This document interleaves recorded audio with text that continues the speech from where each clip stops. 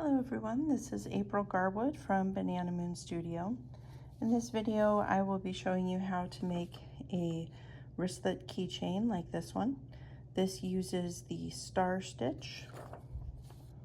We will need a size F or 3.75 millimeter crochet hook and DK or weight category 3 cotton yarn. We'll start by making a slip knot and placing that on our hook. Then we're going to chain 65.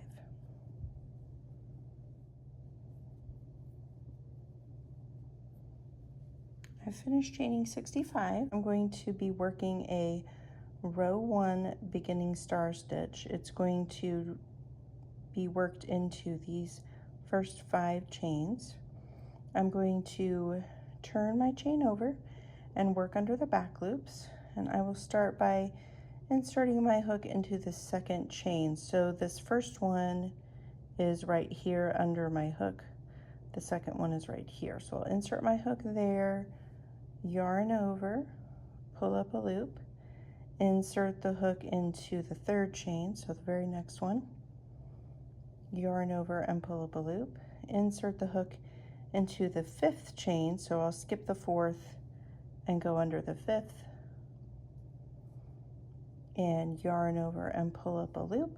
Now I have 4 loops on my hook. I will yarn over and pull through all 4 of those, and then I will chain 1. Then across the rest of my first row, I will be working row 1 star stitches. So those are done by first inserting the hook into the chain that we just made to close the last one, yarn over and pull up a loop, insert the hook into the last foundation chain used by the previous stitch. That's this one you can see above my left thumb that's pulled open. We'll insert our hook there, yarn over and pull up a loop, and then we'll skip the next chain and insert our hook into the next and yarn over and pull up a loop, and we have 4 loops on our hook again, and we will yarn over, pull through all 4 and chain 1. So that's our next star stitch. We're going to repeat that process all the way across our chain. So I'll show you one more time that star stitch. You're going to go into the chain you just made to close the last star stitch, yarn over and pull up a loop. You'll go into the last chain that you used for the previous stitch, and it's this one that's pulled open. You'll pull up a loop there, skip the next chain, insert into the next chain, yarn over, pull up a loop, yarn over, pull through 4 loops, and chain 1 to close. I'm going to work that all the way across, and then we'll come back to this video and show you how to do row 2. I have finished crocheting the first row of my star stitch keychain. Here's how that looks. To make row 2, we're going to turn, chain 3, and then for the beginning star stitch for this row, we will insert our hook into the second chain. So the first one is right here, pointing at it with my crochet hook. The second one's here. We'll go under the bottom loop, and we will yarn over and pull up a loop, and then we'll go into the 3rd chain and yarn over and pull up a loop, and then we will go into the chain that we used to close the second star stitch of the previous row. So the chain that we're going into is right here. You can kind of see how there's this loop here. We're going into this, which is right after it, and we're going to yarn over and pull up a loop there, and then we will yarn over and pull through all 4 of those loops, and then chain 1. You want to, when you make these chains to close each of the star stitches, you don't want to make them real tight because you're going to have to work back into them. And then we're going to be working in star stitch all the way across our row. So we'll do that by going into the chain that we just made and pulling up a loop there.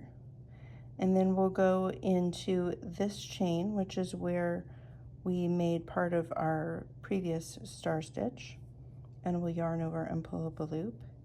We're going to skip this right here, and we're going to go into this chain and pull up a loop there. And then we'll yarn over and pull through 4 loops and chain 1 to close. I'll show you that once more. Into the chain we just made and yarn over and pull up a loop. Into this chain, which we also used for our last stitch, and yarn over and pull up a loop. We'll skip this here and go into this chain and yarn over and pull up a loop. Then yarn over, pull through all 4 and chain 1 to close. We're going to be working in star stitch all the way across this row, and then we will turn and do another row just like that. When I get to that point, we'll come back to the video and figure out what comes next. I've done all but the very last star stitch, so let's do that one. I still need to make my chain to close this one, so I'll close that one, go right into that chain I just made, yarn over and pull up a loop, down into this chain that I've already used for the stitch before, yarn over and pull up a loop, and then my very last chain to go into is here, and I'll pull up a loop there, and then pull through all those loops, and then my closing chain. Then I'm going to leave my end about 6 inches long, cut it, and fasten that off. Okay, so the next step in this, when you make this cotton piece, you can see that it stretches quite a lot. If you want your wristlet keychain to stay nice and not get really stretched out of shape, you're going to want to line it with some kind of like quilting cotton. This is just a cotton print that I got for using for this. I highly recommend blocking this piece before you do this step, but I know realistically a lot of you won't, and I'm not going to do that right now. But I do want to show you how to do this next part. So with your cotton that you've gotten to line it with, if you will lay your crochet piece on top of it, I'm going to kind of line up my edges here, and then let me move this so you can see better. I'm going to use a pencil and just draw a rough line here so that I know about how big I need to make this. So now I have this line drawn here. I want to cut my piece slightly bigger than this line. I'm going to fold under the edges of this piece before I sew it to the back of my keychain. So I'm actually going to cut just slightly wider than this line that I made.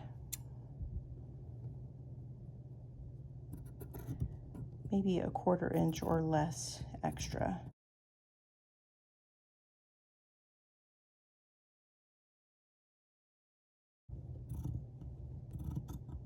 And I'm going to cut it slightly bigger on the short side as well, because I'm going to be folding under the edges.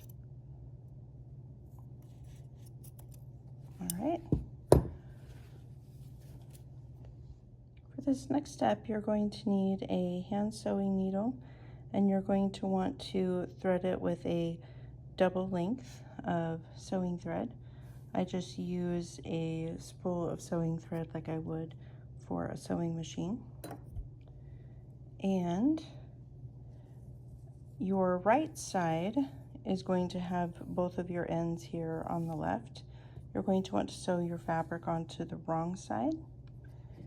And as you sew it, you're going to fold over your edges just a little bit. So I'm going to fold both edges at this corner and then place it just inside the corner of my crochet piece. And I'm going to start my sewing there and just go through a little bit of the yarn and through the very edge of my fabric. It's going to be a little bit tangly as I get started here.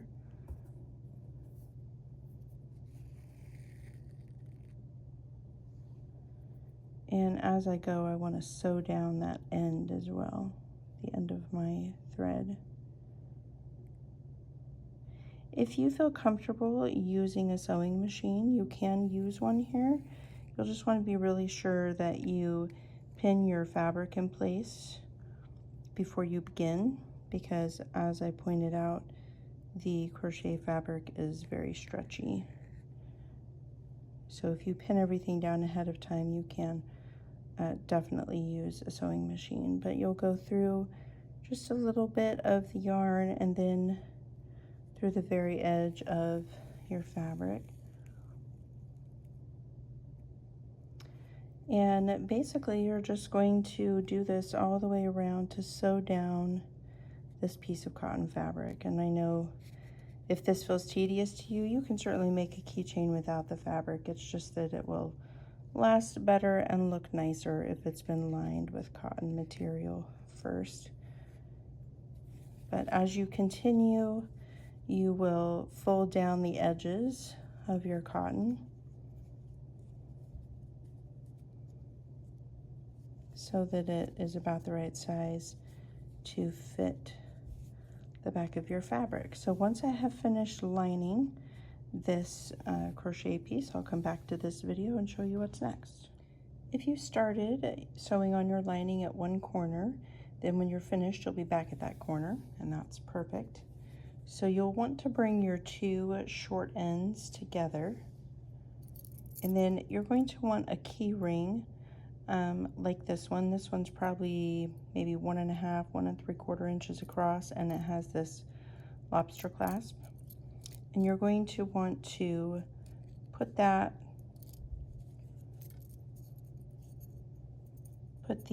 band of your keychain through there, and then sew your ends, your short ends together, which you can just do with the same thread that you were using for your lining. And this doesn't have to be extremely neat if your thread blends in well with your yarn.